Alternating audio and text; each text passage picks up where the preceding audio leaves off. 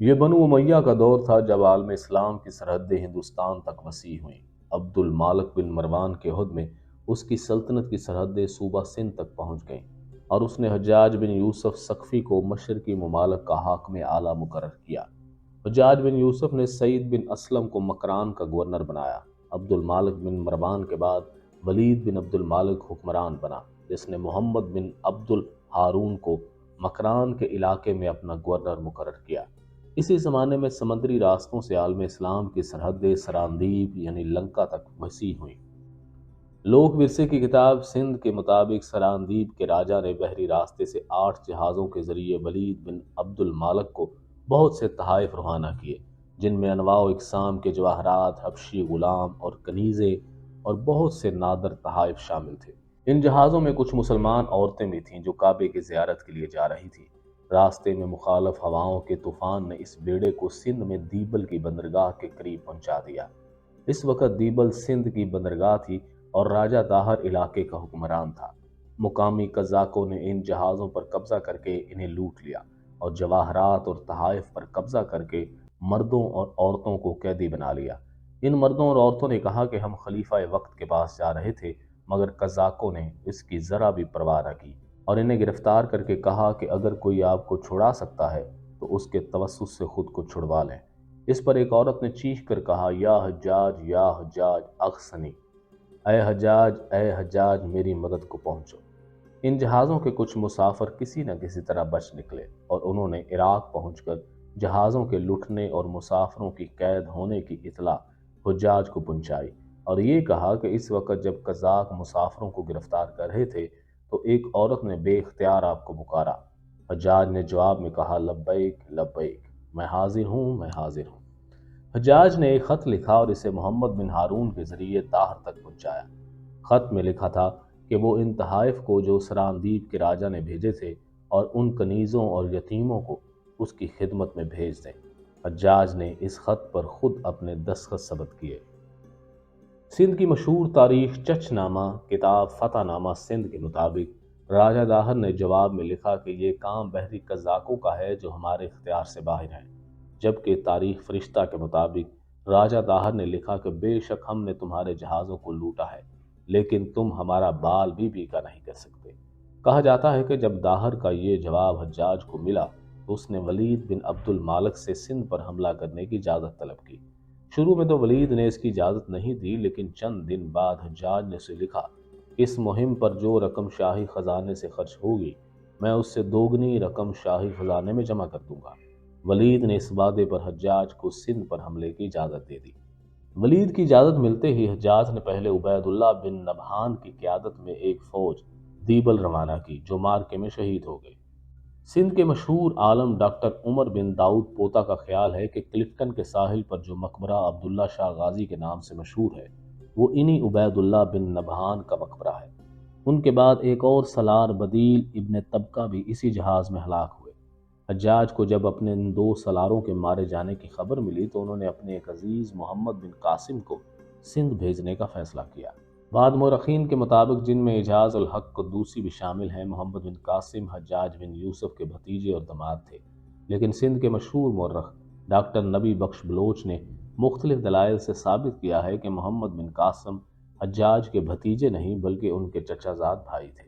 اعجاز الحق قدوسی کی کتاب تاریخ سندھ کے مطابق جس وقت اس مہم کے لیے محمد بن قاسم کا انتخاب ہوا اس وقت ان کی عمر 17 برس تھی۔ اس سے قبل وہ شیراز کے گورنر تھے جہاں انہوں نے نہایت عمدگی سے حکومت کی۔ ان کی کارکردگی سے متاثر ہو کر حجاج نے لشکر کشی کا حکم دیا۔ وہ اس کی تیاری کر ہی رہے تھے کہ انہیں سندھ پر حملہ کرنے کا حکم دیا گیا۔ حجاج نے اس مقصد کے لیے 6000 فوجی منتخب کیے اور انہیں گھوڑوں اور اونٹوں کے ساتھ روانہ کیا۔ محمد بن قاسم کی سرکردگی میں یہ لشکر خشکی کے راستے مکران پہنچا۔ 1 ماہ کے بعد انہوں نے دیبل کا رخ کیا۔ راستے میں انہوں نے پنجگور کا علاقہ فتح کیا اور پھر سفر کرتے دیبل پہنچ گئے۔ اعجاز الحق قدوسی کی کتاب کے مطابق وہ دیبل پہنچے تو جمعے کا دن تھا۔ انہوں نے سرزمین سندھ پر پہلی نماز جمعہ ادا کی۔ اتفاق سے اسی دن بحری راستہ بھی حجاج کے فوجی سامان، رسد اور عسکری فوجی ساز و سامان کے ساتھ دیبل پہنچ گئے۔ اس ساز و سامان میں منجنیقیں بھی تھیں۔ سب سے بڑی منجنیق کا نام عروسک تھا۔ جسے 500 آدمی کھینچتے تھے۔ دیبل شہر میں ایک عالی شان مندر تھا جس کا گنبد بہت بڑا اور بلند تھا اور دور دور سے نظر آتا تھا۔ اس کی چوٹی پر ریشم کا سبز پرچم آویزاں تھا۔ اعجاز الحق قدوسی کا دعویٰ ہے کہ اس پرچم کے متعلق شہر والوں کا ایمان تھا کہ جب تک یہ ہوا میں لہرا رہا ہے کوئی فوج شہر فتح نہیں کر سکتی۔ مندر میں 700 پجاری تھے اور شہر کے گرد فصیل بنی ہوئی تھی۔ محمد بن قاسم کے دیبل پہنچتے ہی راجہ داہر کی فوج شہر کے دروازے بند کر کے بیٹھ گئی۔ محمد بن قاسم نے فصیل کے چاروں طرف خندقیں کھود کر منجنیقیں نصب کیں اور شہر کا محاصرہ کر لیا۔ یہ محاصرہ 7 دن جاری رہا۔ 8ویں دن ایک مخبر کے ذریعے محمد بن قاسم کو اطلاع ملی کہ جب تک اس مندر پر لہرانے والا پرچم کو پارا پارا نہیں کیا جائے گا شہر کے باسیوں کا حوصلہ پست نہیں ہوگا۔ محمد بن قاسم نے اپنی منجنیق اور اوسق کے ذریعے اس پرچم کو گرانے کا فیصلہ کیا۔ جو ہی وہ پرچم نیچے گرا مسلمانوں نے ہر طرف سے شدید حملہ شروع کر دیا۔ یہ دیکھ کر داہر کی فوج کے حوصلے ٹوٹ گئے اور انہوں نے فوراً شہر پناہ کے دروازے کھول دیے۔ کہا جاتا ہے کہ جیل خانے کے دروغہ نے بھی حالات دیکھتے ہوئے اسلام قبول کر لیا۔ محمد بن قاسم نے حمید بن وداع بحری کو دیبل کا حکمران مقرر کیا جس نے شہر میں خوبصورت مسجد تعمیر کروائی۔ جس وقت دیبل فتح ہوا اس وقت نیرون موجودہ حیدرآباد پہنچ چکا تھا۔ راجہ داہر نے محمد بن قاسم کو ایک خط لکھا اور انہیں مختلف دھمکیاں دیں۔ محمد بن قاسم نے لکھا کہ آپ کی انہی بدعمالیوں اور تکبر کی وجہ سے ہمارا آپ کے خلاف لشکر کشی کا خیال پیدا ہوا۔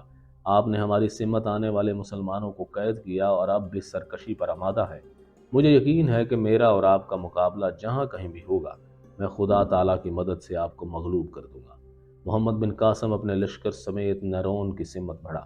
انہوں نے سیمن سیستان کے بعد نیرون کو بھی فتح کر لیا۔ اس مارکے میں راجہ داہر مارا گیا۔ یہ ہندوستان میں مسلمانوں کی پہلی بڑی فتح تھی۔ لوک ورثہ کی کتاب سندھ کے مطابق کہا جاتا ہے کہ یہ 10 رمضان کا دن تھا۔ 93 ہجری کے مطابق 20 جون 712 کی تاریخ تھی۔ اسی کتاب میں یہ دعویٰ بھی کیا گیا کہ محمد بن قاسم نے راجہ داہر کا سر قلم کر کے حجاج بن یوسف کو روانہ کر دیا۔ اس کے بعد محمد بن قاسم نے برہمن آباد، آلور اور ملتان تک کا سارا علاقہ فتح کر لیا۔ برہمن آباد میں ان کا مقابلہ داہر کے بیٹے جے سینا سے ہوا جسے مسلمان فوج نے شکست سے ہمکنار کیا۔ انہوں نے اعلان کیا کہ کسی پر جبر نہیں ہے، جو چاہے مسلمان ہو کر ہمارا بھائی بن جائے اور جو چاہے جزیہ دے کر اپنے پرانا مذہب اختیار کر سکتا ہے۔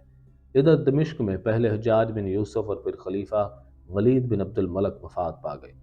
اس کے بعد سلیمان عبد الملک تخت نشین ہوا جس کے ساتھ ہی سیاسی منظرنامہ بدل گیا۔ سلیمان بن عبد الملک نے حجاج کے مقرر کردہ افسروں کو معزول یا قتل کر کے انہیں راستے سے ہٹا دیا۔ ان افسروں میں قتیبہ بن مسلم، موسیٰ بن نصیر اور محمد بن قاسم کے نام سر فہرست تھے۔ انہوں نے محمد بن قاسم کی جگہ یزید بن قبشہ کو سندھ کا گورنر مقرر کیا جس نے محمد بن قاسم کو ٹاٹ کے کپڑے پہنا کر اور ہتھ کڑی بیڑی ڈال کر عراق بھجوا دیا۔ اعجاز الحق قدوسی کی کتاب میں یہ درج ہے، کہا جاتا ہے کہ جب محمد بن قاسم سندھ سے رخصت ہو رہے تھے تو انہوں نے یہ شعر پڑھا: انہوں نے مجھے ضائع کر دیا اور کیسے جوان کو ضائع کیا جو مرد نبرد آزماں اور سرحد کا محافظ تھا۔ محمد بن قاسم عراق پہنچے تو خلیفہ نے انہیں واسط کے جیل خانے میں بھجوا دیا جہاں انہیں زنجیروں سے باندھ کر رکھا گیا۔ اس قید خانے میں وہ صرف 22 سال کی عمر میں وفات پا گئے۔ ان کی وفات کی خبر سندھ پہنچی تو یہاں ان کا بڑا سوگ منایا گیا اور شہر کیرج کے ہندوؤں اور بودوں نے اپنے شہر میں اس کا ایک مجسمہ نصب کروا کر اپنی عقیدت کا اظہار کیا۔ یہ تو تھی ایک روایت۔ ایک اور دوسری روایت جو سندھ کی مشہور تاریخ چچ نامہ میں نقل ہوئی میں بتایا گیا کہ محمد بن قاسم نے راجہ داہر کی 2 بیٹیوں پرمل دیو اور سورج دیو کو خلیفہ سلیمان بن عبد الملک کی خدمت میں روانہ کیا۔ خلیفہ نے ان کا حسن دیکھ کر انہیں اپنے لیے پسند کیا۔ ان لڑکیوں نے خلیفہ سے کہا کہ ہم آپ کے لائق نہیں کیونکہ محمد بن قاسم ہمیں پہلے ہی استعمال میں لا چکا ہے۔